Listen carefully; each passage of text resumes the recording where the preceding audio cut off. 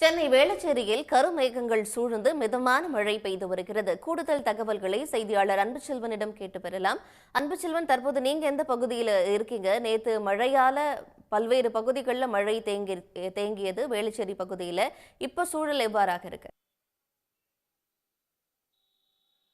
காற்றழுத்த தாழ்வு மண்டலத்தின் காரணமாக சென்னை ஒரு சில இடங்களில் மிதமான மழையும் சில இடங்களில் கனமழையும் பெய்யக்கூடிய சில இடங்களில் மிதமான மழையும் சில இடங்களில் கனமழையும் பெய்யக்கூடிய காட்சிகளை நாம் பார்த்து கொண்டிருக்கிறோம். ஆனால் நேற்று பெய்த கனமழையின் போது சென்னையில் பல்வேறு இடங்களில் மழைநீர் தேங்கியிருந்தது.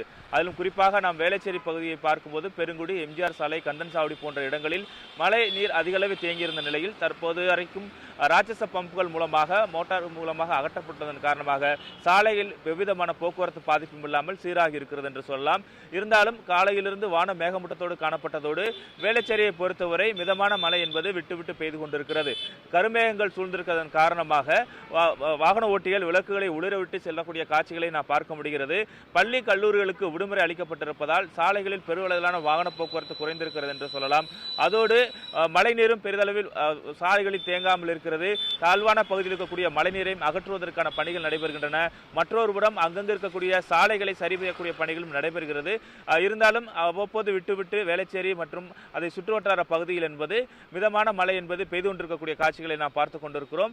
மேலும் அங்கங்கு மழைநீர் தேங்கியிருக்கிறதா என்பதை தொடர்ந்து கண்காணிப்பிலும் மாநகராட்சி பணியாளர்கள் சென்று பார்க்கக்கூடியதை நாம் இங்கு பார்க்க முடிகிறது.